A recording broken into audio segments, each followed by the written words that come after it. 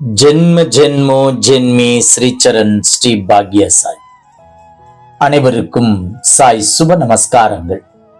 நிலக்கோட்டையிலிருந்து Sai Umesh.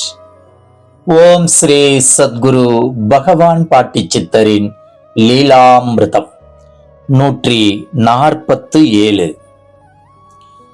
Doctor Natarajan ஐயா அவர்களின் மனைவி, உனக்கு எப்போது திருமணமாகும் என பாட்டியிடம் கேள் என திரு லோகநாதன் அவர்களிடம் கூற, இவரோ தனக்கு திருமணம் வேண்டாம் அம்மா என்றார்.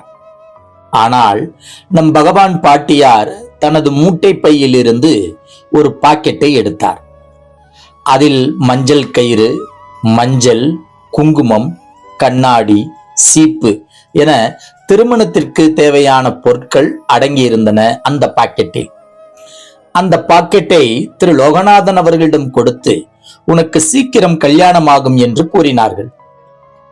மேலும் அவ கிழக்கிலிருந்து வருவா, அவளை தூக்கிட்டு போய் சுத்துடா என்றார்கள்.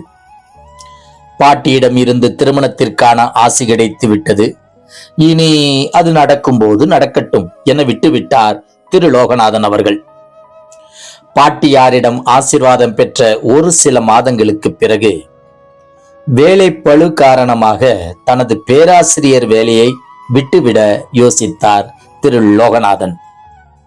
நம் பாட்டியாரும் அவ்வேலையை விட்டுடுடா என கூறவே அவ்வேலையை விட்டுவிட்டு அடிக்கடி பாட்டியாரை சந்திப்பதும் வழிபாடு செய்வதும் வழக்கமாக்கி கொண்டார் திரு லோகநாதன் அவர்கள்.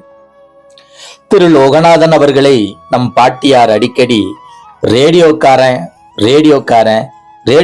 வர்றாண்டா என்று கூற ஆரம்பித்தார். ரேடியோக்காரன் என நம் பாட்டி தன்னை அழைப்பது ஏன்? ஏதேனும் பரிபாஷையா இருக்குமோ என சிந்திக்கலானார் திரு லோகநாதன் அவர்கள். பகவான் சத்குரு பாட்டி சித்தர் அப்படி அழைத்தமைக்கு விரைவில் அவருக்கு பதில் கிடைத்தது. பாட்டியார் காரணமில்லாமல் ரேடியோக்காரன் என அழைப்பாரா என்ன? திரு லோகநாதன் அவர்களுக்கு இளம் வயதிலிருந்தே இயல்பாகவே கவிதை எழுதுவது, கட்டுரை வரைவது என விஷயங்களில் திறமை அதிகமாக இருந்தது. இதில் இவருக்கு அதீத ஆர்வமும் காட்டி வந்தார்.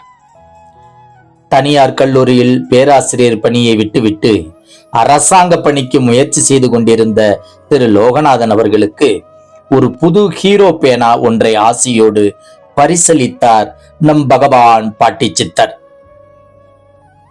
திரு லோகநாதன் அவர்கள் நண்பர்கள் மூலமாக கோடை எஃப்எம்மில் வேலைக்கு ஆள் எடுப்பதாக அறிந்து கொண்டு பாட்டியிடம் இதை கூறி அவ்வேளை அடியேனுக்கு வேண்டும் என பிரார்த்தித்து ஆசி வர சென்றிருந்தார். அந்நேரம் நம் பாட்டியார் நிலக்கடலையை உரித்து தன் வாயில் போட்டு மென்று கொண்டிருந்தார். தான் மென்ற நிலக்கடலையை அப்படியே வாயிலிருந்து எடுத்து எச்சிலோடு திரு லோகநாதன் அவர்களுக்கு கொடுத்தார். திரு லோகநாதன் அவர்களும் அதை சிறிதும் அருவருப்பு படாமல் பவ்யமாக வாங்கி தன் வாயில் போட்டுக் கொண்டார். ஆன்மீகத்தில் கூறப்படும் உச்சிஷ்ட பிரசாதத்தை வாங்கி சாப்பிட்ட பெரும் பாக்கியம் திரு லோகநாதன் அவர்களுக்கு கிடைத்தது.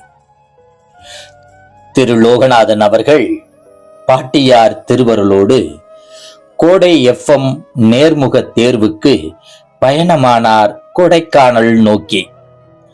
பயணத்தின் விளைவு யாதென நாளைய காணொளியில் காண்போம். நம்பியவருக்கு தன்னையே தரும் தான் தோன்றி மலை ராசாத்தி பாதம் பணிவோம், பலனை பெறுவோம். ஜெய் குரு பாட்டி, நற்பவி பாட்டி.